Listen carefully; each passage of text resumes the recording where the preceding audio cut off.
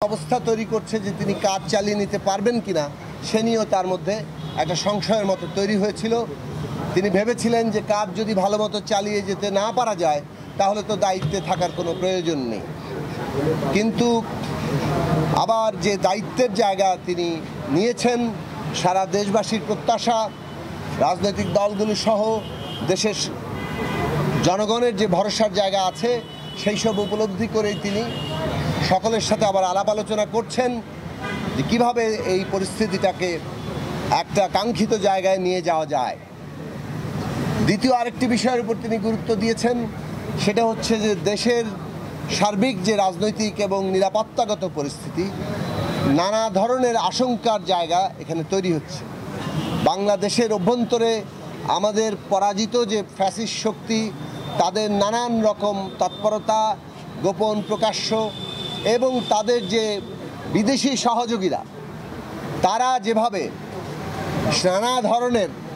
এই যে অন্তর্বর্তী সরকার, বাংলাদেশের একটি গণতান্ত্রিক প্রক্রিয়া এবং আমাদের স্বাধীনতা, সার্বভৌমত্ব, এই সব কিছুকে বাধাগ্রস্ত, ব্যাহত কিংবা ক্ষতিগ্রস্ত করার জন্য চেষ্টা করছে, সেইটা একটা আশঙ্কাজনক অবস্থা আছে। সেই ক্ষেত্রে তিনি সকলের যে ঐক্য, সেই ঐক্য কামনা করেছেন, যে রাজনৈতিক দিক থেকে এবং দেশের শ্রেণী পেশার মানুষ, শিক্ষার্থী, সমস্ত জনগণ এবং বিশেষভাবে রাষ্ট্রীয় প্রতিষ্ঠানগুলো সকলে মিলে আমরা যদি একটা ঐক্যবদ্ধ জায়গায় থাকি, তাহলে এই যে অভ্যুত্থানের অর্জন, গণতান্ত্রিক যে আমরা প্রক্রিয়ায় আছি, একটা উত্তরণের জায়গায় আমরা যাচ্ছি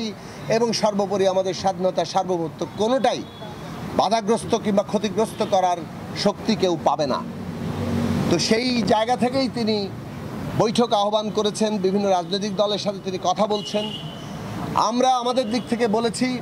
যে বর্তমান অন্তর্বর্তী সরকার যাতে এই যে ফ্যাসিস্ট সরকারের পতনের পরে যে ঐতিহাসিক দায়িত্ব গ্রহণ করেছেন, একদিকে হত্যাকারীদের বিচার, অন্যদিকে জনগণের যে প্রত্যাশা, দেশে একটা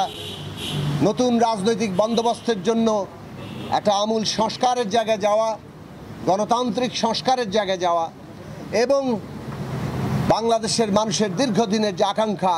একটা সুষ্ঠু নির্বাচনের মধ্য দিয়ে তারা জনগণের সত্যিকার প্রতিনিধি নির্বাচিত করার যে ক্ষমতা, সেইটা অর্জন করার বিষয়ে যে দায়িত্ব, এইটাকে বাস্তবায়ন করার যে দায়িত্ব এই সরকার নিয়েছে, আমরা পরিষ্কারভাবে বলেছি এটা সম্পন্ন করেই আপনাদের সরকারকে যেতে হবে এবং এর অন্যথার কোনো সুযোগ নেই। এবং প্রফেসর ডক্টর মোহাম্মদ ইউনূসকেই জনগণ যেহেতু একটা ভরসার জায়গায় রেখেছে, সেই তাকেই এই দায়িত্ব পালন করতে হবে। যত বাধাবিঘ্নই থাকুক, প্রতিকূলতা থাকুক, সেটা তার মনের উপরে যত চাপই সৃষ্টি করুক না কেন, আজকে যে ঐতিহাসিক জাতীয় দায়িত্ব তিনি গ্রহণ করেছেন, সেই দায়িত্ব তাকে পালন করে, সম্পন্ন করে বাংলাদেশের ইতিহাসে একটা দৃষ্টান্ত স্থাপন করতে হবে, যাতে করে ভবিষ্যতে এটা একটা অনুপ্রেরণার বিষয় থাকে। আমরা বলেছি যে এখন সবচেয়ে গুরুত্বপূর্ণ জায়গা হচ্ছে যে নানা ধরনের অনাস্থা, অস্থিতিশীলতা তৈরি হয়েছে, অনাস্থা নানা পারসেপশন তৈরি করছে, এক একজন সম্পর্কে এক একজনের পারসেপশন বদলে যাচ্ছে এবং এর মধ্য দিয়ে দূরত্ব তৈরি হচ্ছে এবং সেই দূরত্ব এবং অনাস্থা, পারসেপশনই নানাভাবেই আমরা দেখতে পাচ্ছি যে একটা অস্থিতিশীলতারও কোনো কোনো ক্ষেত্রে জন্ম দিচ্ছে। কাজেই আমাদেরকে এই যে অনাস্থার জায়গা এবং এর ফলে যে দূরত্বের জায়গা তৈরি হচ্ছে, সেই অনাস্থা এবং দূরত্ব, অনাস্থা এবং দূরত্বের জায়গাটা আমাদেরকে দূর করতে হবে এবং এই অনাস্থা, দূরত্বের জায়গা দূর করতে গেলে আমাদের ঘনিষ্ঠ আলাপ আলোচনা দরকার, যাতে একে অপর সম্পর্কে যে ভুল পারসেপশনগুলো তৈরি হচ্ছে সেইটা যাতে যথাসম্ভব কমিয়ে আনা যায়। সত্যিকার অর্থে প্রত্যেকেই কী চাইছেন এটা আমরা পরস্পর সম্পর্কে জানি এবং সেই অনুযায়ী আমরা কর্মপন্থা তৈরি করতে পারি। আমরা বলেছি জনগণ একটা দৃশ্যমান বিচার দেখতে চায়, অর্থাৎ বিচারের যে প্রক্রিয়াটি সেটি দৃশ্যমান দেখতে চায়। এ বিষয়ে মাননীয় প্রধান উপদেষ্টা বলেছেন যে তার সরকারের পক্ষ থেকে বিচার বিভাগকে এই বিচার প্রক্রিয়া এগিয়ে নিয়ে যাওয়ার জন্য সর্বোচ্চ সহযোগিতা করা হচ্ছে এবং বিচারের যে নিজস্ব প্রক্রিয়ার মধ্য দিয়ে এগোচ্ছে এবং সেখানে কোনো রকম দীর্ঘসূত্রিতা যাতে না হয় এবং একই সাথে আন্তর্জাতিক মান যাতে বজায় থাকে সেটার ব্যাপারে সরকার সচেতন আছে, সরকার সেই বিষয়ে করছেন। ফলে দৃশ্যমান বিচার প্রক্রিয়াকে আরও অল্প সময়ের মধ্যেই দেখতে পাওয়ার আশা তিনি ব্যক্ত করেছেন এবং যেটা আমাদের সকলের জন্যই প্রয়োজনীয়। একই সাথে সংস্কারের ক্ষেত্রেও আমরা যেটা বলেছি যে আগামী 15ই জুলাইয়ের মধ্যে, যেহেতু ঐকমত্য কমিশন ইতিমধ্যে 15ই জুলাইয়ের মধ্যে সময় নিয়েছে, তাই 15ই জুলাইয়ের মধ্যে যাতে একটা যে সমস্ত প্রশ্নে ঐকমত্য হয় আর নানান আলাপ আলোচনার মধ্য দিয়ে, ফর্মাল ইনফর্মাল সমস্ত প্রক্রিয়া নানান আলাপ আলোচনার মধ্য দিয়ে যে সমস্ত পয়েন্টে ঐকমত্য হয় সেগুলোকে জুলাই সনদ কিংবা জাতীয় সনদ আকারে দ্রুততম সময়ে ঘোষণা করতে হবে। আর যে সমস্ত পয়েন্টগুলোতে দ্বিমত থেকে যাচ্ছে সেইগুলো যাতে জনগণের কাছে নির্বাচনী প্রক্রিয়ার মধ্যে দিয়ে আমরা নিয়ে যেতে পারি, এইটাই পদ্ধতিগত জায়গা এবং এই পদ্ধতির ব্যত্যয় যাতে না ঘটে। মাননীয় প্রধান উপদেষ্টা বলেছেন এটাই পদ্ধতি, কনসেনসাস এবং বাকিটা জনগণের কাছে নির্বাচনের মধ্যে যাবে। এই পদ্ধতির বাইরে অন্য কোনো পদ্ধতি আসলে এখানে গ্রহণ করার কোনো সুযোগ নাই, কেননা সেটা একটা কনফ্লিক্টের জন্ম দেবে এবং নানা ধরনের সংঘাত আমাদের পুরো প্রক্রিয়াটাকেই ব্যাহত করতে পারে। তৃতীয় বিষয় হচ্ছে নির্বাচন, এবং নির্বাচনের ক্ষেত্রে আমরা বলেছি বিচার এবং সংস্কারের যেমন আমরা রোডম্যাপ চাই, নির্বাচনেরও সুনির্দিষ্ট রোডম্যাপ চাই। সরকার ইতিমধ্যে ডিসেম্বর থেকে জুনের মধ্যে কথা বলেছেন, আমরা বলেছি অন্তত পক্ষে সুনির্দিষ্ট মাস কিংবা সপ্তাহটি যদি সুনির্দিষ্ট করা যায় তাহলে